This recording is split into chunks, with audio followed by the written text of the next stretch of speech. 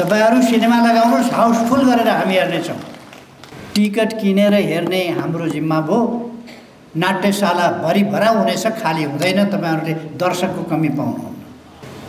तपाई कलाकार साथीहरुलाई सबैलाई भन्न चाहन्छु, त्यसो भनेर तपाईहरुले आफ्नो स्वतन्त्र विचार, स्वतन्त्र चिन्तन, कसैका बहिष्कारका धम्कीले, कसैका दमनका धम्कीले कुनै पनि हिसाबले स्वतन्त्रता छोड्न हुँदैन र हाम्रो समाजको शिष्टता, मर्यादा, भद्रता त्यसलाई पनि मर्न दिनु हुँदैन। त्यसलाई पनि कायम राख्ने, जीवित राख्ने र यस्ता असभ्य तत्त्वहरूबाट संस्कृति जोगाउने काम पनि तपाईहरुको।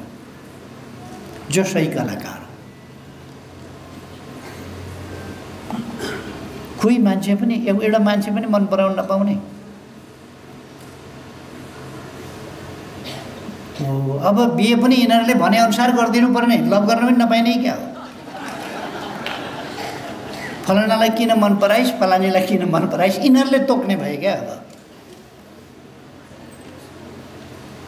उनीहरूको हुलमा नकुदेका जतिलाई बहिष्कार गर्नुपर्ने। यस्ता कुराहरूसँग आजको सजिलो भनेको समयमा, स्वतन्त्रता आएको समयमा पनि कलाकारहरूले झेल्नु परेको हामी देखिरहेका छौँ।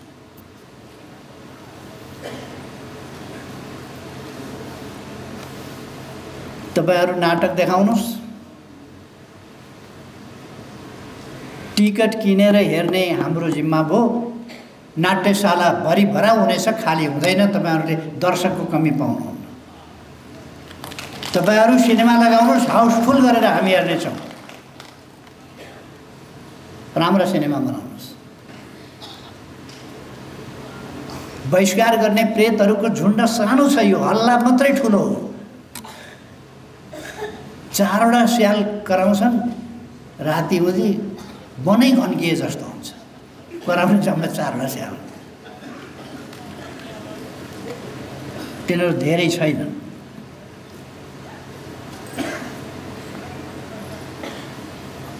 तपाईहरुले विगतमा कठोर सङ्घर्ष गर्नुपर्छ।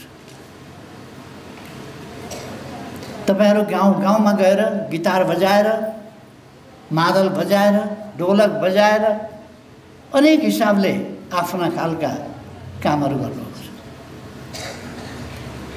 र संस्कृतिले जुन योगदान गरेको छ समाज परिवर्तनका लागि, त्यो सानो छैन। राजनीतिक आन्दोलनले परिवर्तन ल्यायो भने त्यो आन्दोलन सिर्जना गर्न संस्कृतिले भूमिका खेलेको छ। पृष्ठभूमिमा संस्कृति छ। त्यसले गाउँबाट मान्छेहरू उठे, गाउँबाट मान्छेहरू उठे, गाउँबाट लोकतन्त्रको नारा घन्कियो, गाउँबाट उठेर नै लोकतन्त्र ल्याएर छोडे। ठुलो ठुलो आन्दोलनहरू भयो। तर त्यस्ता आन्दोलन सिर्जना गर्न पहिले गाउँबाट उठ, बस्तीबाट उठ, यो देशको मुहार फेर्नलाई उठ भन्ने गीतले त्यसका पछाडि भूमिका खेल्यो।